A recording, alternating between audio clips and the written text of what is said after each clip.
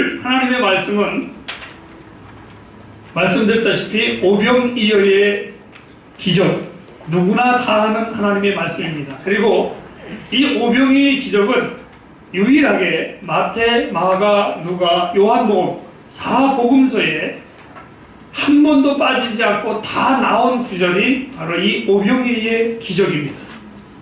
근데 유독 오병이의 기적에서 이 요한복음에만 그냥 5,000명이라는 장정 5,000명이라고만 되어 있었지만 사실상 실질적으로는 남자들 장정만 5,000명이고 다른 서신에는 여기는 그냥 5,000명이라고만 되어 있습니다.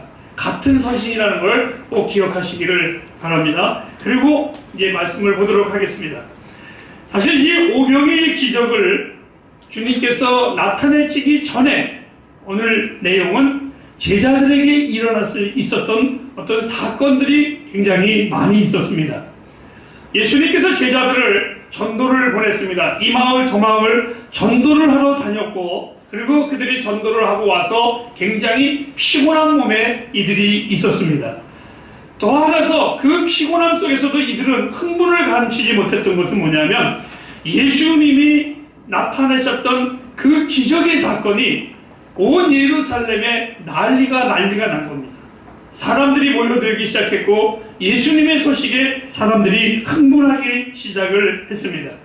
그리고 그 많은 사람들 가운데 있어 예수님의 그 어떤 호위병들과 같은 제자들에게 정말 자기들도 우리 주님을 좀 만나서 도와달라, 내가 이런 병이 있고 이런 아픔이 있으니까 지금 도와달라, 이런 일들 때문에 제자들이 얼마나 바빴는지 오늘 성경에는 그들이 음식 먹을 겨를도 없었다, 이렇게 가르쳐주고 있습니다. 또 하나는 육신적으로는 그러한 일들 때문에 바빴지만 정신적으로도 굉장히 어려움이 있었습니다. 그건 뭐냐면 당신들과 함께 복음을 전했었고 함께 제자의 사역을 했었던 침례 요한이 그만 헤롯에게 목을 잘려버리는 비극적인 소식도 이들에게는 들려왔고, 또 다른 하나님의 사람들이 아닌 그 주님을 핍박하는 자들이 주님의 그 아름다운 소식을 시기와 질투로 말미암아 언제인가는 없애야 돼 하면서 호시탐탐거리는 정신적으로도 굉장히 불안한 상황 속에 이 제자들이 있었습니다. 영적인 일과 이 육적인 일에 혼란스럽고 피곤한 제자들의 그 지친 모습을 보고 우리 주님이 이렇게 말했습니다. 젊은 것들이 그런 것도 못 참나? 이렇게 말하지 아니하고 이렇게 말했습니다. 너희는 따로 한적한 곳에 가서 잠시 쉬어라. 제자들에게 쉼이, 안식이 필요한 것을 우리 주님은 너무나 잘 알고 계셨습니다. 오늘 이 하나님의 말씀을 보면서 우리 햇불 가족들에게 필요한 것은 무엇일까라는 생각을 해보았습니다. 공교롭게 우리 오늘 현애가 기도할 때에 이렇게 기도를 했습니다. 참 공고한 세상에 우리는 지금 살아가고 있고 험한 곳에 우리는 살아가고 있다고. 정말 우리 햇불 가족들이 정말 필요한 것이 무엇일까? 그리고 오늘 기도처럼 현대인들에게 진정으로 필요한 것은 과연 어떤 것일까? 한번 생각해 보았습니다. 피곤한 삶을 위해서 현대인들은 많은 여행을 다닙니다. 분명히 쉼을 위해서 여행을 갔다 와놓고 하는 말이 여행 갔다 와서 지금 굉장히 피곤하다라고 이렇게 말을 합니다. 참 아이러니컬한 얘기합니다. 이해가 할 수 없는 이야기입니다.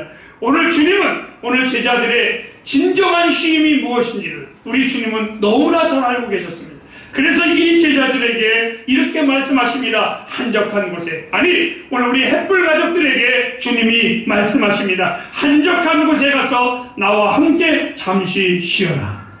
오늘 우리 햇불의 예배가 진정한 영적 재충전 쉼의 예배가 되길 주님의 이름으로 축복합니다. 우리 하나님의 말씀을 먼저 본문을 읽어보도록 하겠습니다. 요한복음 6장 1절에 이렇게 시작합니다. 시작. 그 위에 예수께서 갈릴리 바다 곧 디베라 바다 건너편으로 가시매. 주님은 이른 아침 일찍 배를 타고 그 많은 사람들이 모여드는 마을을 빠져나오셨습니다. 그리고 잠시 후에는 그 유명한 벳세다 평원에 도착을 합니다. 그 벳세다 평원은 그날따라 아마 찬란한 봄 햇살이 깃들었을 것입니다. 그 평원에 누가 나타났습니까? 창조주 하나님의 영광이 충만한 그 순간이 그 광야에 나타나기 시작을 했습니다. 그리고 6장 3절에는 그 주님이 이렇게 말씀하십니다. 제자들과 함께 거기 앉으셨을 때, 그 쉼의 시간, 제자들과 함께 봄날의 아름다운 평원에서 잠시 쉬려고 하는 데에 주님의 눈에, 그리고 제자들의 눈에는 또 다른 무리들이 보이기 시작을 했습니다. 그 쉼의 시간을 깨는 335 호숫가에서 몰려드는 수천 명의 객들을 바라보았는데, 그 중에 보니까 나중에 숫자를 세어보니까 남자만 5천 명이었었더라, 이렇게 기록을 해놨습니다. 아마도 그날 내가 주님의 제자였었더라면 저는 앞에 나가서 광고했을 겁니다. 오늘은 주님이 쉬시는 날입니다. 오늘은 업무가 없습니다. 이러고 제가 막 크게 광고 한마디 했을 겁니다. 그런데 주님은 절대로 그 많은 무리들을 피곤하시면서도 불구하고 그렇게 보지 아니하시고, 마치 그 무리들이 목자가 없는 길 잃은 양들과 같이 방황하고 힘들어하는 그 불쌍한 양들로 우리 주님은 그들을 바라보셨습니다. 예수님을 찾아오는 그들의 형편은 각양각색이었습니다. 아픈 자가 가장 많았을 겁니다. 곤고한 자도 있었을 것입니다. 상처받은 자도 있었을 것이고 슬픔에 빠져있는 자도 있었을 겁니다. 주님이 바로 당신이 필요해서 온 그들을 바라보는 것은 당신은 목자고, 그 목자가 없는 양이 흐느적거리는 그 모습을 보고, 당신을 찾아온 걸 보고 주님의 마음이 아프셨습니다. 사랑하는 햇불가정 여러분, 성탄의 주인공이신 주님이 저는 첫째 주에 이렇게 말했습니다. 나에게 라는 제목으로. 둘째 주에는 이렇게 말했습니다. 내 모습으로 오신 주님이시라고. 오늘 이 성탄의 주인공이신 주님은 오늘 이 셋째 주 우리에게 이렇게 말씀하십니다. 가장 필요한 필요를 채워주시기 위해서 오신 분이십니다. 나와 여러분의 인생에 가장 중요한 필요가 무엇입니까? 나와 여러분의 인생에 가장 중요한 것이 무엇입니까? 오늘날은 먹고 마시고 즐기는 것들이 그 어느 때보다 풍요한 세상은 분명한 사실입니다. 그럼에도 불구하고 혼란과 두려움은 우리들을 굉장히 힘들게 하고 지치게 합니다. 주님은 이미 우리에게 말씀하셨습니다. 사람이 떡으로만 살 것 아니요 하나님의 말씀으로 살 것이니라. 그러므로 너희는 무엇을 먹을까, 무엇을 입을까, 무엇을 마실까 염려하지 말라고 주님은 우리에게 이미 선언해 주셨습니다. 이 말은 영적인 것이 육적인 것보다 먼저라는 사실을 인지시키는 것입니다. 오늘 이 벳세다 언덕에 모인 무리들은 각양각색의 문제를 가지고 온 많은 하나님의 백성들이었습니다. 저는 우리 햇불 가족을 병든 것처럼 사랑합니다. 주님이 내 증인이십니다.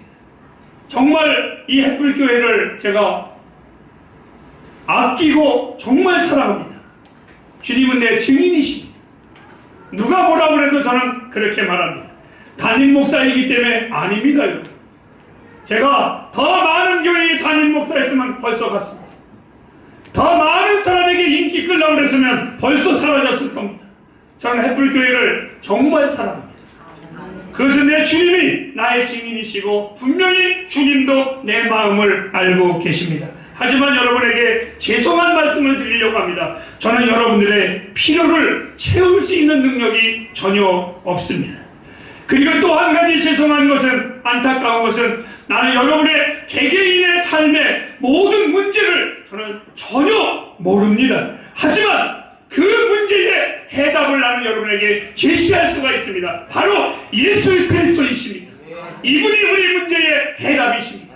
나와 여러분의 모든 필요의 풍성함이 예수 그리스도이십니다.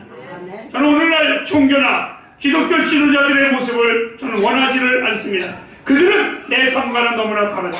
그들은 너무나 거룩하고 너무나 권위적입니다. 그런데 우리 주님은 참으로 인간적이신 분이셨습니다. 주님은 나를 만날 때에 천국과 지옥만 얘기하시지 않았습니다. 죄와 용서에만 얘기하지 아니하셨습니다. 거룩해야 되고 이것은 사악한 것이라고 설교만 하시지 않았습니다. 이것은 거짓이고 이것은 진리라고 나에게 요구하지도 아니하셨습니다. 구원과 심판에만 관심을 가지고 계신 분도 아니었었습니다. 우리 일상의 모든 문제에, 내 삶에 내 생각도, 내가 움직이는 것도, 심지어는 내가 중얼거림도, 내가 농담까지도 우리 주님은 참으로 즐거워하셨고 관심을 가지고 계시는 나의 사랑하는 주님이십니다. 정말이지 놀랍도록 재미 좋으신 분이 우리 주님이십니다. 진짜 웃기시는 분이 우리 주님이십니다. 수년 전에, 2년 전에 제가 이렇게 말씀드렸는데, 나의 투덜거림에도 응답하시는 하나님 기억나시나요? 오늘은 제가 여러분 따라하실까요? 나의 게으름에도 응답하시는 주님. 어느 날 우리 집에 과일을 분쇄시키는 분쇄기가 고장이 났습니다. 근데 우리 집사람은 그런 거 전혀 무례하니라 나보고 빨리 가서 고치든지 보내든지 해라. 근데 그게 귀찮아 죽겠어요. 자꾸 빨리 하라고는 그러지 귀찮기는 하지. 그래서 제가 주님 고치기는 고쳐야 되는데 하기는 싫어 죽겠고 종이 안수합니다. 좀 고쳐주실 수 없을까요? 그리고 스위치로 이게 왜 돌아가는 겁니까? 기가 막 지금까지 잘 쓰고 있습니다. 한 가지만 얘기하면 우연의 일치라고 그럴까봐 하나 더 얘기해보겠습니다. 교회에서 청소기가 고장이 났는데 제가 오래간만에 청소를 하려고 할 때 우리 현주 씨가 하는 말이, 목사님 그거 고장나서 순위 맡겨야 됩니다. 안 됩니다. 그래? 안 되는 게 없어. 기도하면 다 돼. 주여 믿습니다 하면서 딱 놨더니 이게 왜 하고 돌아가는 거죠. 지금까지 잘 쓰고 있습니다. 사랑하는 여러분,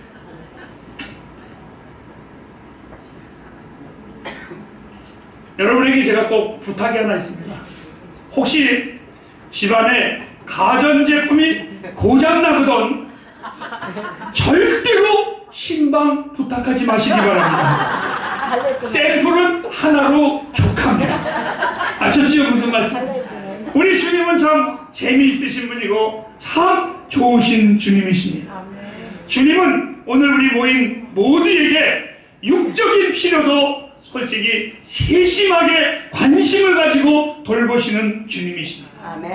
그 오병이의 기적을 나타낼 때에 많은 무리들이 그 베스다 광야에 앉아있을 때에 어느 누구도 제자들이 그들의 육적인 문제를 고발하거나 말해주거나 추천한 자들이 없었습니다. 그런데 주님이 이렇게 말했습니다. 너희는 먼저 그 나라와 그 의를 구하라. 그리하면 이 모든 것을 너희에게 더하시리라. 약속하신 주님이 이렇게 우리에게 말을 해주고 있습니다. 나와 여러분의 필요가 무엇입니까? 묻습니다. 6장 5절에 어디서 이 사람들에게 떡을 먹게 할 수 없겠느냐. 아무도 그 얘기한 적이 없었습니다. 우리 같으면 주님은 설교를 하십시오 이렇게 말할 텐데 주님은 오히려 주님이 먼저 백성들의 필요를 물어보셨습니다. 누가 이들을 먹일 수 없겠느냐. 6장 6절에는 주님이 이 말씀을 하신 것은 제자 빌립을 시험코자 하시니라. 무엇을 내가 누구인지를 저놈이 아나 모르나를 주님이 시험코자 하십니다.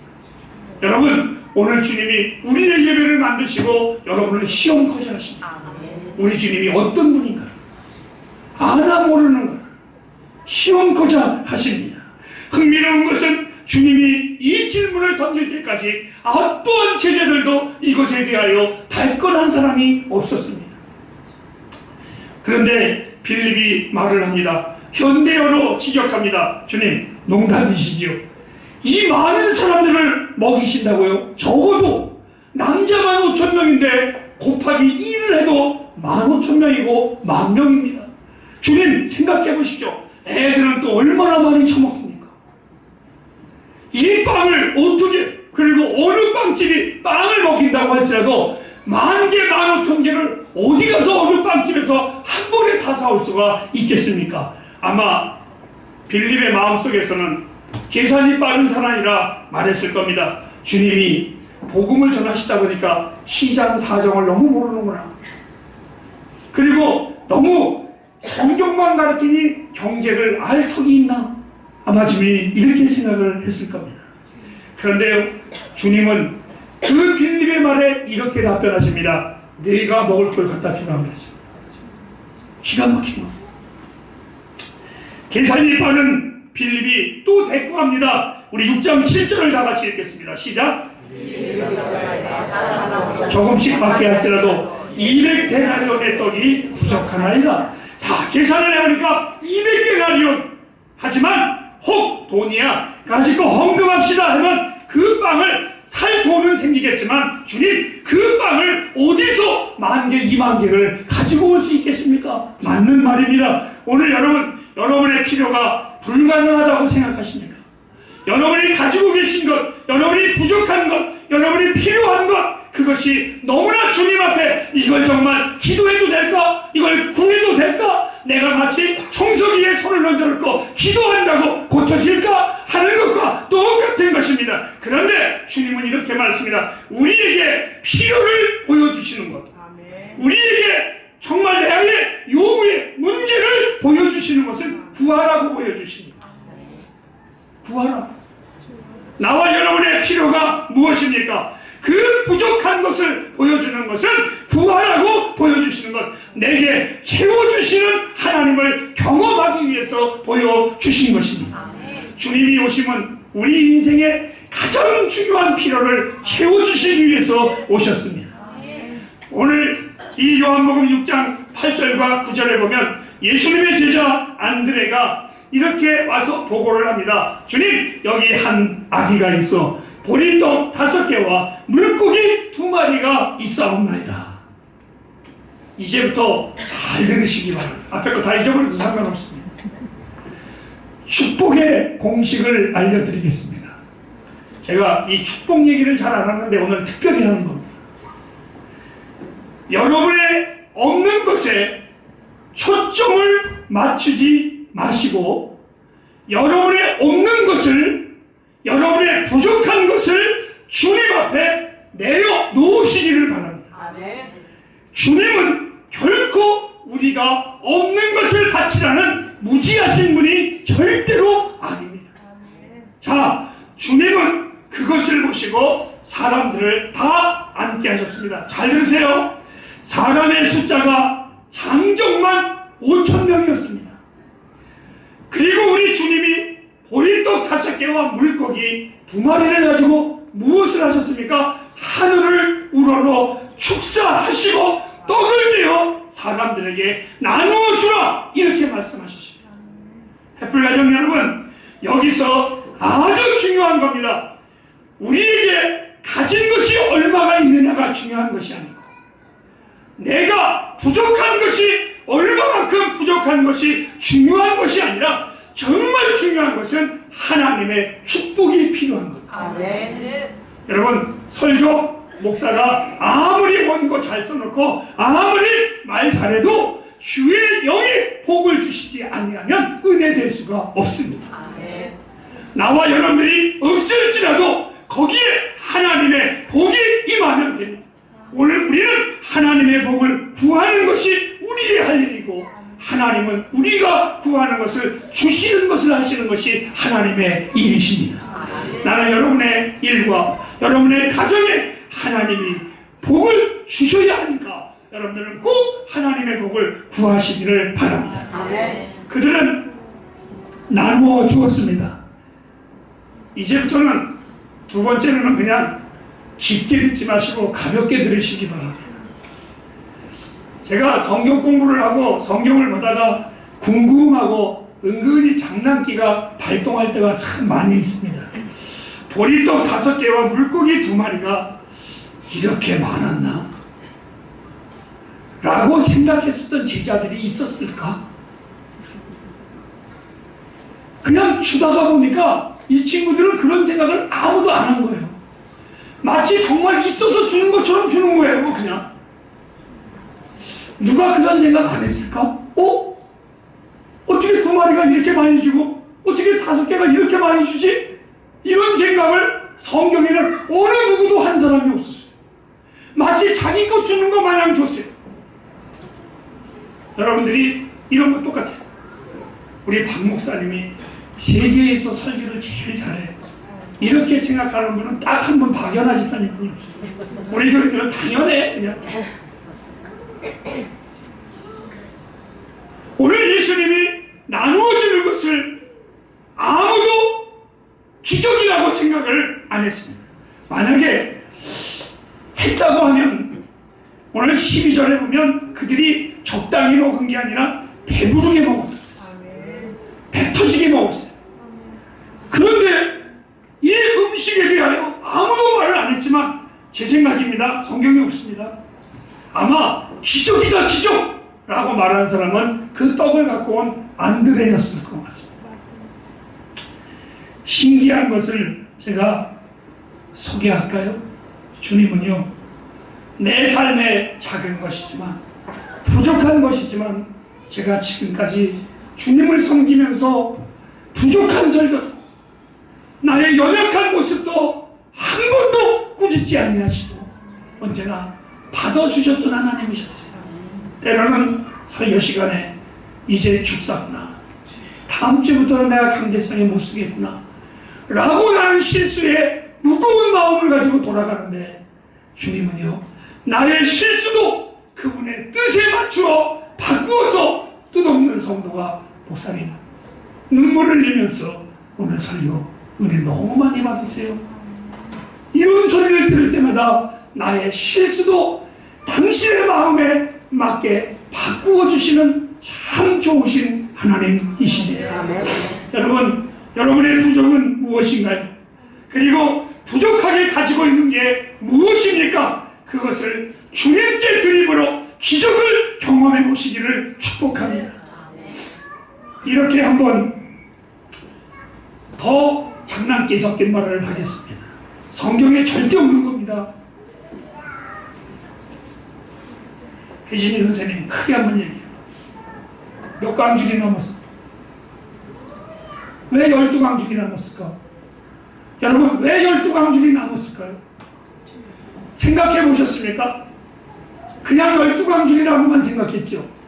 저는요, 궁금했어요. 주님, 그 7광줄이 남았으면 완전하게 남았다고 그랬을 텐데, 그 3광줄이 남았으면 삼시세끼 딱 맞게 남겼다고 할 텐데 왜 12광줄일까요? 저는요, 예수님 제자가 성경이 없는 거예요. 12명이었었습니다. 그 제자들이 주님이 누구인 줄 몰랐기 때문에 그 12광줄이 남은 것까지도 끝까지 당신이 누구인가를 교훈하시는 하나님이셨어요. 집에 갈 때에 너희를 한 광줄씩 가지고 가라. 몰라도 그 제자들은 평생에 광줄이만 보면 오병이의 기적을 기억했을 거예요. 주님이 어떤 분인가, 내 인생에 채워주시는 하나님, 그 주님이 전능적 보통 분이 아니라는 것을 이 제자들은 평생 동안 광주리만 보면 알았을 겁니다. 정말 보실까요? 자, 요한복음 6장 14절 말씀을 다 같이 읽도록 하겠습니다. 시작.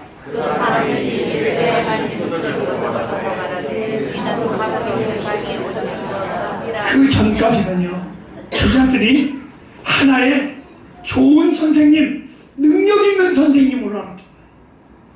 이 광경을 보고서야 그제서 우리 주님이 보통 분이 아니라는 걸 알아요. 사랑하는 햇불가족 여러분, 성탄의 주인공이신 주님은 모세보다 선지자보다 더 크고 위대하신 분입니다. 나와 여러분의 생명의 양심이십니다. 요한복음 6장 35절에 나를 믿는 자는 영원히 목마르지 아니하리라. 나를 믿는 자는 영원히 배고프지 아니하리라고 말씀해 주셨습니다. 내 영혼의 전부이신 주님이십니다. 내 삶의 모든 것이신 주님이십니다. 우리 햇불 가족들에게 묻습니다. 햇불 가족들에게 오병이의 기적을 드러내시는 주님이 어떤 분이십니까? 꼭 묻고 싶습니다. 주님은 우리에게 풍성하게 채워주시는 나의 구주, 나의 왕이십니다. 기도하겠습니다.